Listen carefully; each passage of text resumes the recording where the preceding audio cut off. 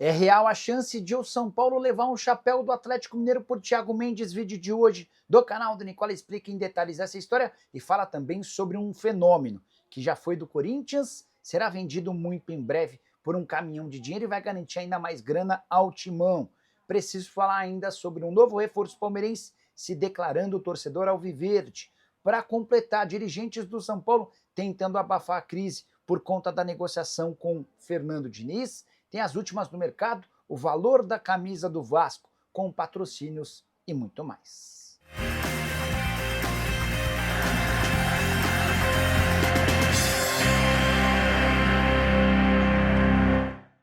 Fala aí pessoal, eu sou Jorge Nicola, bem-vindos a mais um vídeo do canal. Sem perder tempo, só pedir para deixar like, se inscrever no canal e ativar as notificações. Bora começar o vídeo com o tradicional giro de notícias e a primeira informação é sobre o Cruzeiro, que disputou a semifinal do Campeonato Mineiro na tarde desse sábado contra o América, no Independência, sem Matheus Pereira.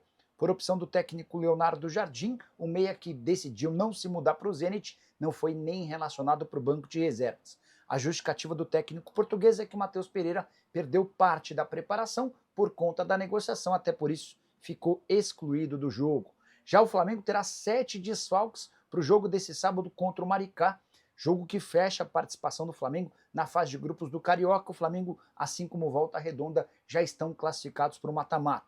As baixas são Alexandro, Ayrton Lucas, De La Cruz, Juninho, Michael, Pedro e Matias Vinha. É possível que alguns desses jogadores já tenham condição de participar da semifinal na próxima semana. Já o goleiro João Paulo voltará a ser titular do gol do Santos depois de 9 meses. Ele jogará contra a Inter de Limeira nesse domingo, partida em Limeira valendo vaga para o Santos na fase de mata-mata do Campeonato Paulista. João Paulo recuperado de lesão e que vai ocupar a vaga de titular graças à lesão do Brazão, que está se recuperando de uma lombalgia. Para completar, preciso falar sobre a minha portuguesa, que voltará a enfrentar o Noroeste nesse domingo, dessa vez em Bauru, depois de 12 anos. O último confronto entre as equipes havia acontecido na Série A2 do Campeonato Paulista de 2013. Na oportunidade, vitória da Lusa por 3-0, 2 gols do Flecha Arraia, nem me lembrava dele, o outro gol de Marcelo Cordeiro, lateral esquerdo que jogou durante bastante tempo pela Portuguesa. A saideira do giro de notícias, Jorge Jesus deve estar arrependido de ter liberado o Neymar. É que o time dele, o Al Hilal, vai caindo pelas tabelas. Nesse sábado, derrota por 4-1 para o Al Ittihad, que abriu ainda mais distância na briga pelo título do Campeonato Saudita. A nova classificação do campeonato tem o Ittihad com 55 pontos contra 48 do Al Hilal. Restam apenas 13 rodadas para o fim da competição. Hora de falar sobre reforço no Palmeiras. Michael foi anunciado pelo Verdão nesse sábado e em entrevista ao próprio Palmeiras, o Michael se declarou torcedor alviverde desde pequeno. Dá uma olhada na frase do agora ex-zagueiro do Houston Dynamo. Fiquei muito feliz quando soube da proposta do Palmeiras. É verdade que eu torcia pelo Verdão. Tenho inclusive algumas camisas. Sempre falava para minha mãe que queria jogar no Palmeiras. Hoje, graças a Deus, estou aqui e me sinto muito realizado. Jogador comprado do Houston Dynamo numa operação de mais ou menos 30 milhões de reais. Já são 5 os reforços do Palmeiras para a temporada de 2025, investimento de algo na casa dos 260 milhões de reais. Antes já haviam sido contratados Paulinho, Facundo Torres, Emiliano Martinez e Bruno Fux. Bora mudar de assunto e falar sobre a chance real de o Atlético Mineiro aplicar um chapéu no São Paulo por Thiago Mendes. Venham contando desde o ano passado que o Thiago Mendes e o São Paulo tinham chegado a um acordo verbal, mas negociação sempre esbarrou no Al Rayyan, clube do Catar, que é dono dos direitos econômicos do volante, até a metade desse ano. O grande problema para o São Paulo sempre foi não querer pagar uma compensação ao Al Rayyan para a liberação antecipada. A avaliação é de que não valia a pena gastar dinheiro com um atleta de mais de 30 anos de idade, que, na pior das hipóteses, chegaria sem custos em julho. Mas o Atlético Mineiro entrou na parada e disposto a pagar uma compensação financeira. O Galo sugeriu algo próximo daquilo que faturou com a negociação do Otávio, volante de 30 anos de idade, vendido nos últimos dias para o Fluminense por $1,5 milhão. E diante dessa oferta, o Al Rayyan enfim concordou com a possibilidade de negociação. A grande briga agora é para que esse negócio feche a tempo, até porque a janela de transferências no Brasil se encerra na próxima sexta-feira. Nesse sábado, antes de gravar o vídeo, consultei uma pessoa próxima ao Thiago Mendes e essa pessoa admitiu que existe a chance de o Thiago virar reforço do Galo ainda nessa janela de transferências, pedido expresso do técnico Cuca, que gostaria de ter mais um zagueiro e mais um volante de primeiro nível. O Thiago é o nome dos sonhos para o meio campo. O João Vitor, atleta que pertence ao Vasco, seria o plano A para a defesa. Negociação com o João Vitor está muito complicada, tudo porque o Vasco já recusou as propostas de 5 e 7 milhões de euros. A alegação é de que para o negócio valer a pena, o Vasco precisaria de uma compensação superior a 9 milhões de euros, até porque ainda deve dinheiro ao Benfica e o clube português tem 30% do valor de uma venda futura. Só para completar sobre o Thiago Mendes, jogador que havia se declarado diversas vezes para o São Paulo, mas sempre esbarrou nessa falta de compensação financeira ao clube do Catar. Qualquer novidade, e eu prometo deixar você super atualizado sobre o tema. Hora de falar sobre o Vasco, quero contar para você quanto o Cruz Maltino arrecada com todos os seus patrocínios espalhados pelo uniforme. Você tem alguma mínima ideia? Acertou quem falou? 64 milhões de reais por ano. Esse valor inclui apenas os pagamentos fixos com os seus patrocinadores. Se a gente somar todos os bônus que precisariam ser batidos, o Vasco pode alcançar algo próximo a 100 milhões de reais. Bora aos números. A Betfair, patrocinadora master, é quem mais paga 47 milhões de reais fixos.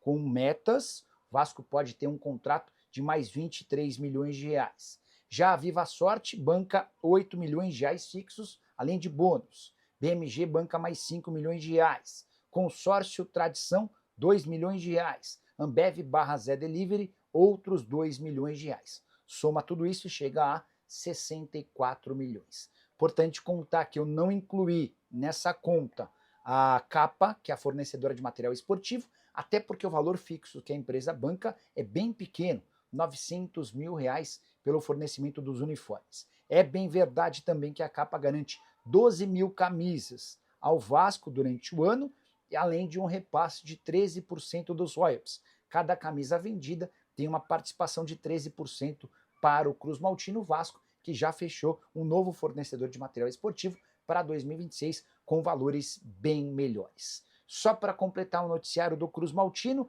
Benjamin Garré foi anunciado nesse sábado, atacante argentino que pertencia ao Krylia Sovetov, operação de 2 milhões e meio de euros. Hora de falar sobre o São Paulo e a estratégia dos dirigentes do Tricolor para tentar abafar a informação que eu trouxe com exclusividade nessa sexta. Fernando Diniz tem negociações com o São Paulo. Na hora do almoço, na sexta, Júlio Casares, presidente do Tricolor, se sentou à mesa com Juliano Bertolucci, empresário do Diniz. A ideia era debater sobre a possibilidade de o Diniz assumir o São Paulo assim que o Tricolor terminar sua participação no Campeonato Paulista. A negociação está em estágio avançado e a única chance de reviravolta é se o São Paulo eventualmente ganhar o Paulista ou a repercussão seguir extremamente negativa entre torcedores. O que o São Paulo fez nesse sábado para tentar diminuir o barulho em cima do técnico Luiz Zubeldia? O presidente Júlio Casares e o diretor de futebol Carlos Belmonte usaram suas redes sociais com fotos ao lado do Zubeldia. Casares escreveu, abre aspas, acompanhando o treino apronto para a continuidade no Paulistão, juntos pelo São Paulo, na foto ele abraçado ao treinador argentino. Já Carlos Belmonte postou, abre aspas, continuamos juntos pelo São Paulo. O Belmonte postou uma série de fotos, entre elas a primeira dele sentado entre o presidente Júlio Casares e o técnico argentino Luiz Zubeldia. O treinador sabe que está a perigo, na corda bamba, mas os dirigentes preferiram sair pela tangente. Continuo bancando. Reunião nessa sexta-feira aconteceu, a possibilidade de o Diniz virar técnico do São Paulo é real, mas aguardemos cenas dos próximos capítulos. E você, o que pensa dessa troca? Demissão de Zubeldia e contratação de Fernando Diniz? Já uso o espaço para comentário para registrar a sua opinião.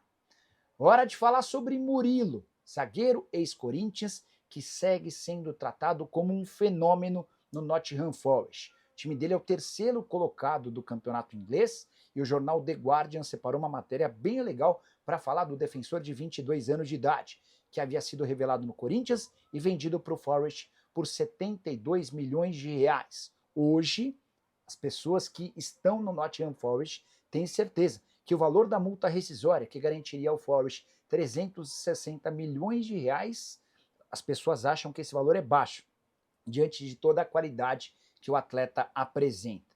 O The Guardian chegou a entrevistar inclusive um ex-companheiro do Murilo, que disse que se o Murilo vestisse a camisa 10, não passaria aperto diante da enorme qualidade que tem.